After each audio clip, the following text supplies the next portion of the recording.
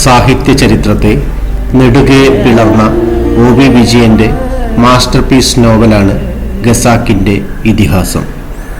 ഭാഷാപരമായും പ്രമേയപരമായും ഉള്ള ഔന്നിത്യം ഇതിനെ ഏറെ വ്യത്യസ്തമാക്കുന്നു.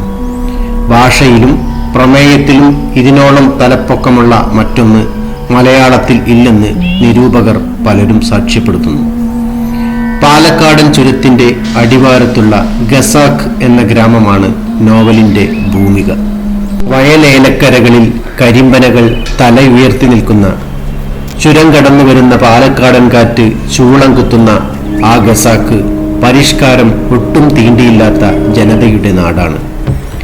ചിതലിമലയുടെ മീനാരങ്ങളിൽ കണ്ണുനട്ട് കിടക്കുന്ന ഷെയ്ഖിന്റെ കല്ലറയിലും രാജാവിന്റെ പള്ളിയിലും അറബിക്കുളത്തിലും ഒക്കെയായി ഒട്ടനവധി ചരിത്രങ്ങളും മിത്തുകളും ഈ നോവലിൽ ഒളിച്ചുറങ്ങുന്നുണ്ട്. ഖസാക്ക് എന്ന ഗ്രാമത്തിലേക്ക് ഒരു ഏകാധ്യാപക വിദ്യാലയം ആരംഭിക്കാനായി നാട്ടുകവലയായ കൂമൻകാവിൽ ബസ്സിറങ്ങുന്ന രവിയിൽ നിന്നാണ് കഥ ആരംഭിക്കുന്നത്.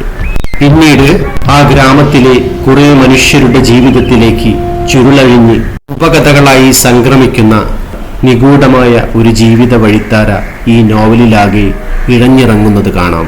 രവി സ്ഥലത്തെ പ്രമാണിയായ ശിവരാമൻ നായരുടെ ഞാറ്റുപുരയിൽ ഏകാധ്യാപക വിദ്യാലയം ആരംഭിക്കുന്നു. കുട്ടികളെല്ലാവരും വിദ്യാലയത്തിൽ ചേരുന്നതോടെ മതപാഠശാലയായ ഓത്തുപള്ളിയും അവിടുത്തെ മൊല്ലാക്കയായ അള്ളാപ്പിച്ച മൊല്ലാക്കയും നാട്ടുകാരാൽ ഉപേക്ഷിക്കപ്പെടുന്നു. പിന്നീട് മൊല്ലാക്ക രവിയുടെ വിദ്യാലയത്തിലെ തൂപ്പു ജോലിക്കാരനാകുന്നു. ഖസാക്കിലെ ജീവിതത്തിലൂടെ രവി മാധവൻ നായർ, കുപ്പുവച്ചൻ, അപ്പുക്കിളി, നൈസാമലി, മൈമൂന, കുഞ്ഞാമിന തുടങ്ങി ഒരുപാട് ജീവിതങ്ങളെ പരിചയപ്പെടുന്നു. മൊല്ലാക്ക വളർത്തിയ അനാഥനായ നൈസാമലി മൊല്ലാക്കയുടെ മകളും അതിസുന്ദരിയുമായ മൈമൂനയെ പ്രണയിച്ചെങ്കിലും മൊല്ലാക്ക മൈമൂനയെ പ്രായമേറെ ചെന്ന രണ്ടാം കെട്ടുകാരനെ വിവാഹം കഴിച്ചു കൊടുത്തു. അതിൽ പ്രതിഷേധിച്ച് നൈസാമലി കമ്മ്യൂണിസ്റ്റാകുന്നു. നോവലിന്റെ വർത്തമാനകാലത്തിൽ നൈസാമലി ഖസാക്കിലെ പുതിയ മതപുരോഹിതനായ ഗാലിയാരാണ്. 2003 മലയാള സാഹിത്യത്തിലെ സവിശേഷമായ കഥാപാത്രങ്ങളെ കഥയാട്ടം എന്ന പേരിൽ മോഹൻലാൽ അരങ്ങിൽ അവതരിപ്പിച്ചിരുന്നു. അതിൽ അള്ളാപ്പിച്ച മൊല്ലാക്ക എന്ന കഥാപാത്രവും ഇടം പിടിച്ചിരുന്നു.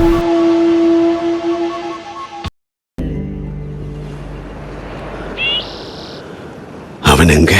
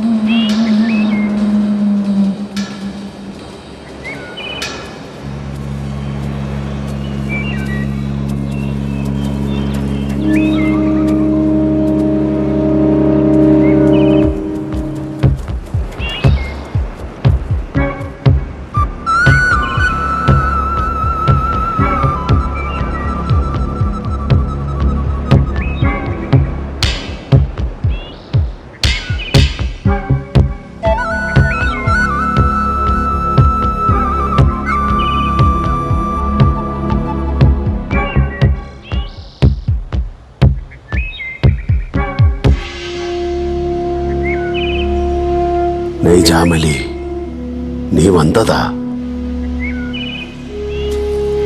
காலியாரு, நீ உண்மையா பொய்யா? உண்மை.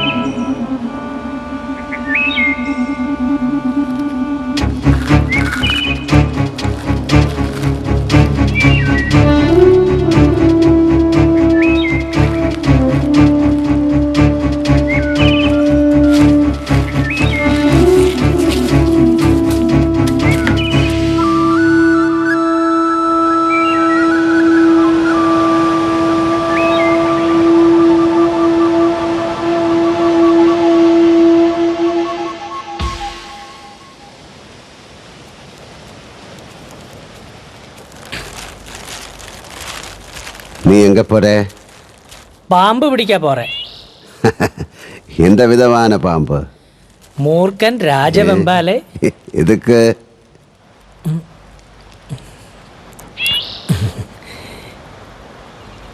உன் பேர் என்ன? கூஷி மகனே. നൈജാമലി. உனக்கு அத்தா உம்மா இருக்கா? கிடையாது.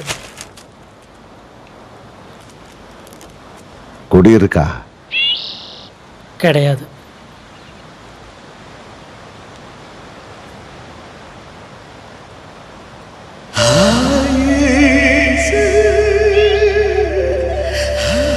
അവൻ ചിരിച്ചു. സ്ത്രൈണമായ കവിളുകളിൽ നുണക്കുഴികൾ തെളിഞ്ഞു. ഇഴപറിഞ്ഞ തുവർത്തിൻ തുമ്പിന് ചോട്ടിൽ അവൻ്റെ വെളുത്ത തുടകളിൽ തെളിഞ്ഞ ചെമ്പൻ രോമങ്ങൾ മൊല്ലാക്ക കണ്ടു. മൊല്ലാക്ക വീണ്ടും ചെവിക്കൊണ്ടു. അകലെ ചെതലിയുടെ കരിന്തഴ കാടുകളിൽ കാറ്റുവീശുന്നു. മൊല്ലാക്ക അനിതര സാധാരണമായ ഭാവത്തോടെ നൈസാമലിയുടെ നേർക്ക് കൈനീട്ടി. ചൊറുകാൻ കാട്ടിത്തരുന്ന കാളക്കുട്ടിയെപ്പോലെ അവൻ അവൻ്റെ കവിള് ആ കൈയിനോട് അടുപ്പിച്ചു.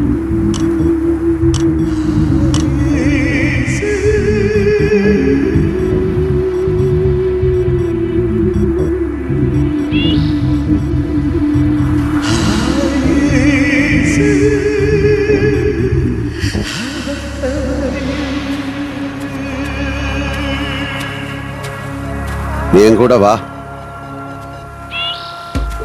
പുക പിടിച്ച കണ്ണുകളും സ്ത്രൈണതയിറ്റിയ ചുണ്ടുകളുമുള്ള പയ്യൻ ഖസാക്കിന്റെ പുരോഹിതന്റെ പുറകെ നടന്നു.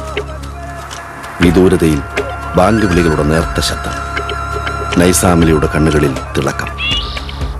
നൈസാമലി മൊല്ലാക്കയുടെ പിന്നാലെ നടന്നു. ഇവൻ இந்த தேசத்துக்கு முல்லையாக போறவன். இவன் மைமுனாக்கு மாப்பிள்ளையாக போறவன்.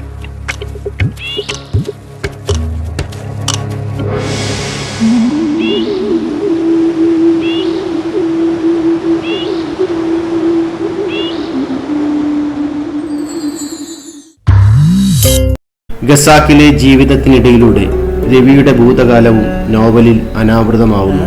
രവിയുടെ ജീവിതത്തിൽ സംഭവിച്ച ചില വഴിപിഴക്കലുകൾ, അതിൽ അയാൾക്കുണ്ടായ കുറ്റബോധത്താൽ മദിരാശിയിലെ ബിരുദ പഠനം ഉപേക്ഷിച്ച് പല നാടുകളിൽ അലഞ്ഞു. അങ്ങനെ ഒടുവിലാണ് അയാൾ ഖസാക്കിൽ എത്തിച്ചേരുന്നത്. ഉള്ളിൽ എരിയുന്ന പാപബോധമുള്ളപ്പോഴും അയാൾക്ക് തന്റെ അഭിനിവേശങ്ങൾ അടക്കാനാവുന്നില്ല. അത് ഖസാക്കിലെ സ്ത്രീകളായ കേശിയിലേക്കും അതീവ സുന്ദരിയായ മൈമൂനയിലേക്കും ഒക്കെ പടരുന്നു.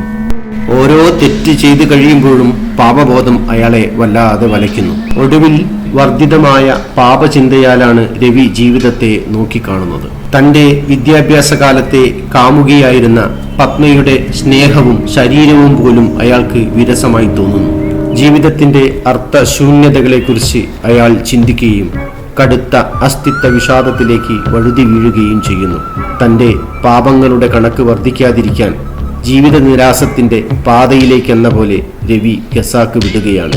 രവി ഖസാക്കിൽ ആദ്യം വന്നിറങ്ങിയ കൂമൻകാവിലെ ബസ് സ്റ്റോപ്പിൽ ബസ് കാത്തു നിൽക്കവേ സർപ്പദംശനമേറ്റ് മരിക്കുന്നിടത്ത് നോവൽ അവസാനിക്കുന്നു. തന്റെ അസ്തിത്വത്തെ നിരന്തരം അന്വേഷിക്കുന്ന പര്യവേഷകനായ മനുഷ്യന്റെ പ്രതീകമാണ് രവി.